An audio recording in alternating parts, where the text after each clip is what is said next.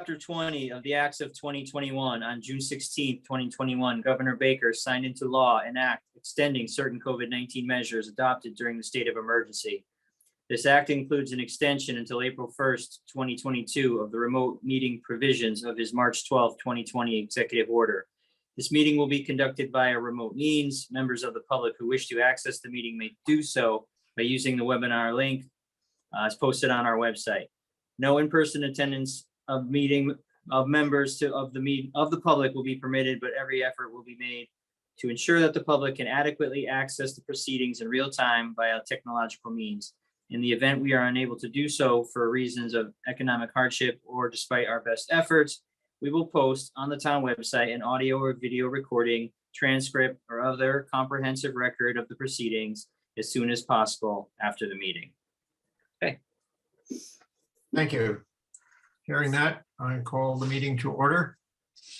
Do we have to ask about the press or anyone recording?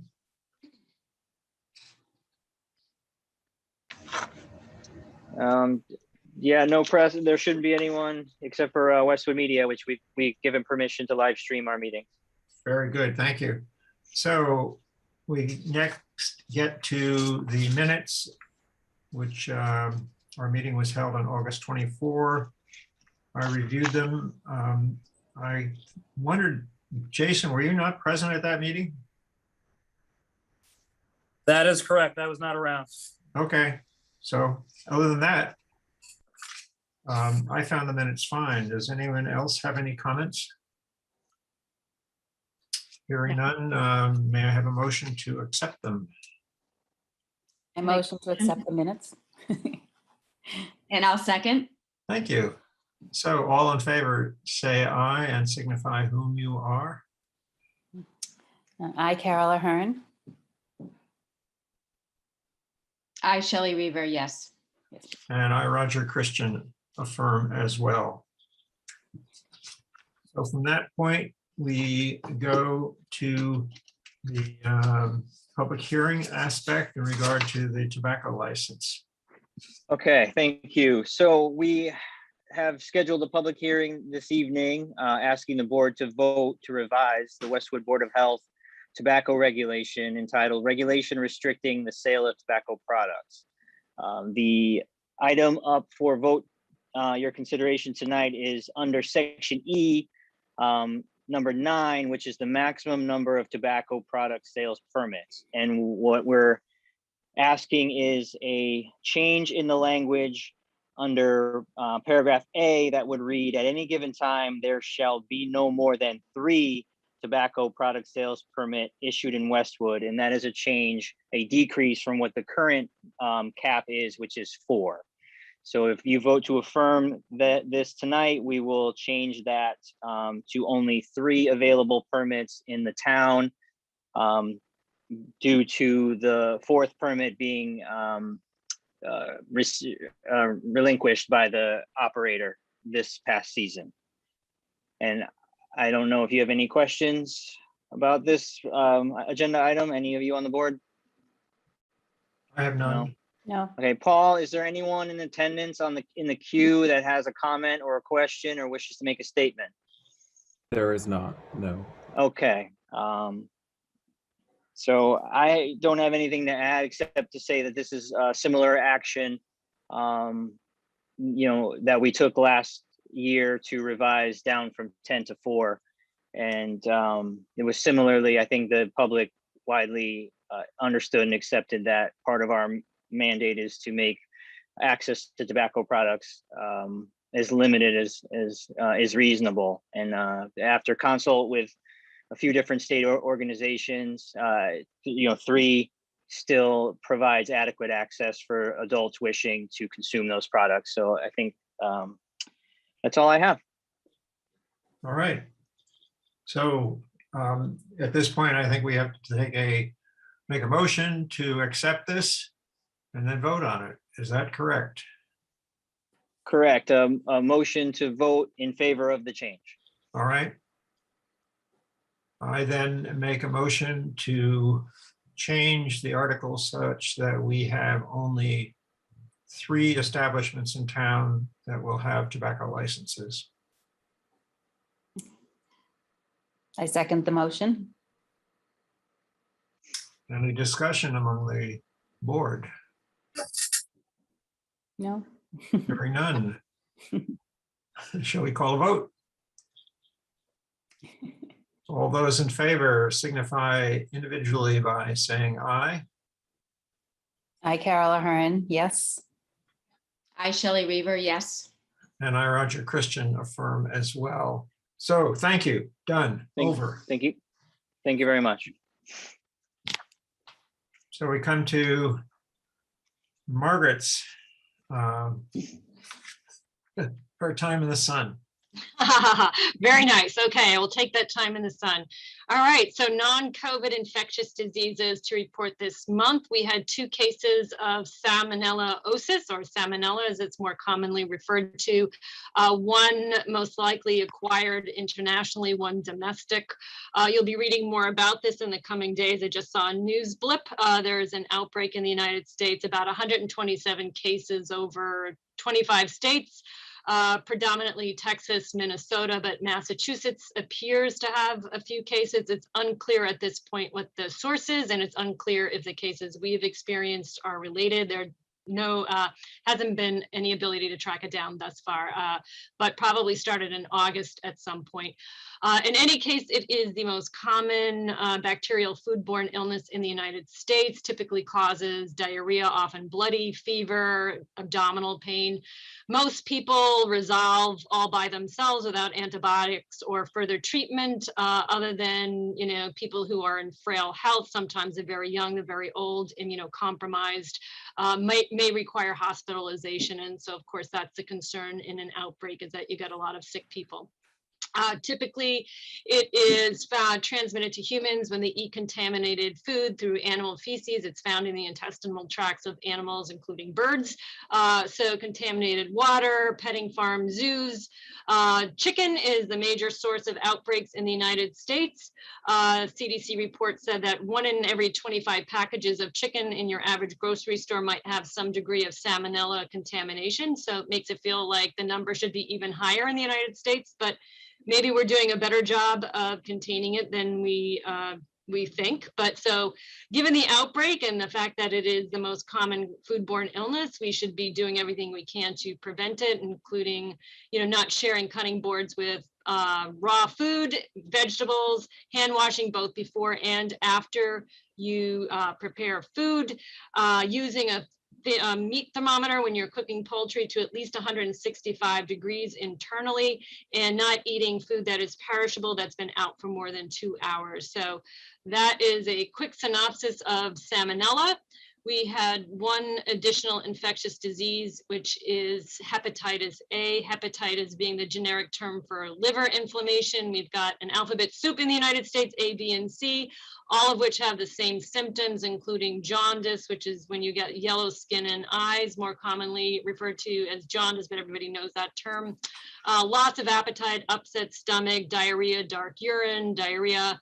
Lots of kids get it in the United States, don't even know they have it. You might get diarrhea for a few days. It's not the kind of thing your parents would typically take you to the doctor for. And again, immunocompromised, very old, very young, it can require hospitalization. So we do sometimes see that.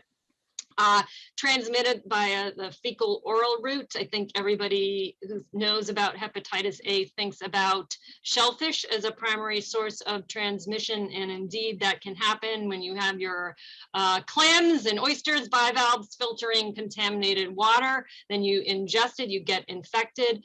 Sometimes see outbreaks in daycare centers. Kids touch stool feces, then they, touch toys afterwards, and kids put those toys into their mouths. That's just what kids do. They put everything in their mouths, and then we have an outbreak in daycare sometimes. It can also be found in blood products, so you will sometimes see outbreaks in the United States. Probably the biggest source of outbreaks in the United States in terms of blood would be through IV drug use. So most kids, in terms of prevention these days, can get the vaccine series starting about 1 year old. We do get concerned if you're a close contact with somebody who has hepatitis A. The good news is you can get a hepatitis A vaccine. Typically, we like to have that done within the first 2 weeks after you've been exposed to it. So typically somebody who lives with somebody who is preparing food, sharing a bathroom where there's a risk of fecal transmission. Typically, if you get a vaccine for hepatitis A after exposure, you do well. But again, in both of these instances, diarrhea, both of them typically self-resolves, but in a number of cases, it does require hospitalization and can be quite serious. So prevention is key. That's it. It's my time in the sun, Dr. Christian. That was perfect. You know, I was just thinking it would be good to have these little monologues put online so that people in town can hear them. I'm not sure many people tune into this board meeting, but Well, Jared and I might take our, and Jason and Lorraine, we might take our show on the road next summer somewhere. You never know. Maybe the Poconos, somewhere great. We'll see. Oh, yes, Well, Lake George. the recording will be on YouTube too, so There you go. someone can always watch Yeah, it out. that's good. That's good though, Dr. Christian. You're right. I mean, some public information is always helpful, but the CDC websites are fantastic. And, there's information for healthcare providers, but also for the average citizen out there, the layperson who doesn't understand a lot of medical speak, you can get some fantastic information that way as well. But good suggestion. Well, thank you. You're welcome. So the next person to report would be you, Jared. Yeah, how do I follow that? It'll be Coming in. difficult. We're We'd have to waiting. rearrange the order moving forward. All right, so let's have a little quick update on sort of where we are in terms of COVID numbers. A few updates here townwide, and then what the CDC or what the FDA has have come out with regarding boosters. So our numbers consistently have been flat relative to the initial spike that we saw at the end of July into early August, which was really the first prompting of us to start putting out our weekly messages to alert the community to what was going on. So last week's report had 29 new cases in the previous 14-day period with a percent positivity rate of 1.9. This week's report that'll be out on Thursday has us at 32, which is an increase of 3 and a slightly higher percent positivity rate around 2.11. So all in all, relatively flat, continuously seeing the same sort of breakdown, wide range of ages from young children to older folks. The breakthrough vaccination is half or even probably a little bit more than half of the cases that we're seeing among the group of 12 and over, subtracting out the under 12s who are not eligible. So it's been a consistent pattern. So we're still holding the line on recommending face coverings indoors for all residents, not looking at a mandate just yet. I think the case level has not really increased to the point where we're seeing large increases or mega clusters, anything community-wide that's concerning. Everything has sort of been a case here, a case there, knock on wood. So the FDA has come out in the last few days and voted in favor of recommending those who are 65 and over and people with compromised immune systems or associated comorbidities receive a third dose of the mRNA vaccine, whichever. I think it's only Pfizer as of right now, but we don't have the state doesn't have any plans for any municipalities to do any booster clinics as of now. So they're asking individuals who think they may be eligible for a third dose or a booster to check with their primary care physician and make an appointment to get that vaccine dose at their office, or if not, find a vaccine site, like a Walgreens or a CVS or one of the other clinics that are offering it. All of those website links, the mass.gov COVID links, are all still up and they're all still being updated. So people can still find out where to get COVID tests, PCR tests, by going to the mass.gov link and clicking on COVID-19, where to find a test, and putting the zip code in. And the same thing with vaccine. You can still find a vaccination site. There are less of them, but there's still sites that are up and current that are offering vaccines. So hopefully, people will be able to get appointments and get through and get that vaccine. I hope the state comes out and they're careful to time it, because flu season is upon us very, very shortly, and we don't want people to mistime their flu vaccine with their COVID vaccine, because I think you still need to sit 14 days. Margaret can correct me if I'm wrong, but I think you need to not have any other vaccination within 14 days of getting a COVID shot. Is that still true? Or did I make that up? There are some shots that should not be given with it, but you can give some shots with it, including the flu shot. So Okay. check with your doctor, check with the websites. Some yes, some no, but flu shot is now approved to give with it. Okay, thank you. All right, so yeah, we're holding the line. Residents have done a phenomenal job at being vaccinated.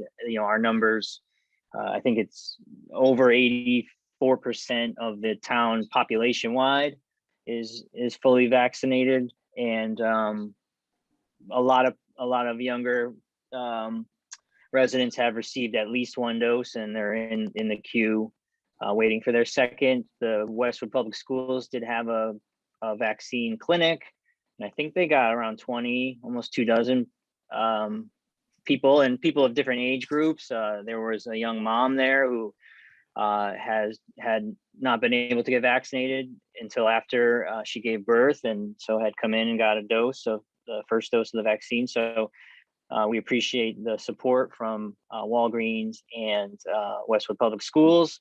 There will be another clinic they're offering. It's going to be next Saturday, the 25th. The location, I believe, is at the Sheehan, because that will be Westwood Day.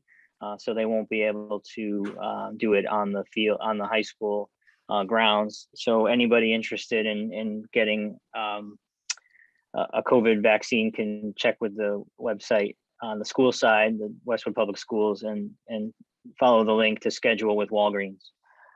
So that being said, I will move quickly over to discussing quickly our annual flu clinic.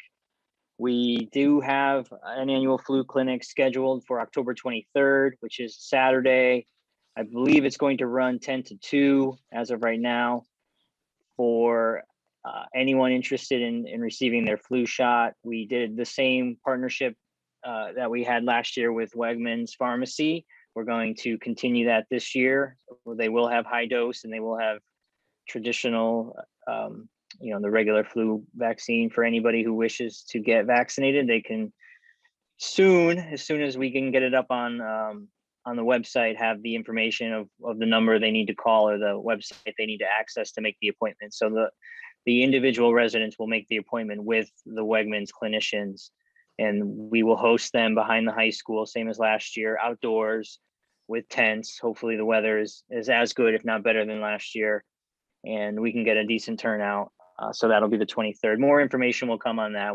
The contracts are being signed this week, so it's pretty official, but not 100% official. So we'll start promoting it once we get the paperwork back from Wegmans. And I thought most of the folks who went last year, seemed to enjoy the experience, and nobody really felt like outdoors was an odd place for them to be vaccinated or felt uncomfortable that I knew of. So, the Wegmans folks were great. So we're looking forward to similar success this time around. So I think that's pretty much everything I have for today. I don't know if you have any questions about anything going on with COVID. Yeah, go ahead, Roger. Tell us about the school situation. Are there any cases in school, and how are they doing? Margaret maybe have more accurate information than I do. You're on mute. Margaret, you're on mute. Margaret, you're on mute. On mute. I clicked, it just didn't work. Sorry. Okay. All right, I see my yellow box telling me I'm talking. So I don't remember the actual number right now. It's single digits, which is fantastic. It does seem to be stable in school right now, with masking and testing to stay, and what used to be called pool testing, but is now, I guess, called routine testing, and a little bit of social distancing. We're doing okay. My big concern is, with the pediatric population, the unvaccinated kids, is really the after school activities. We can do a great job of bubble wrapping our kids in school and trying to protect them. But if they all go out afterwards and go to indoor parties and, carpool and take their masks off, which is what you want to do at the end of the day of wearing a mask, you just want to rip it off. But you're in a carpool with people, who aren't in your family, and you've got the windows up as the weather gets colder. I get a little concerned about what might happen at this point, as the weather gets colder, and just, burnout from COVID. So right now we're doing okay. Most of the transmission does seem to be from parent to child.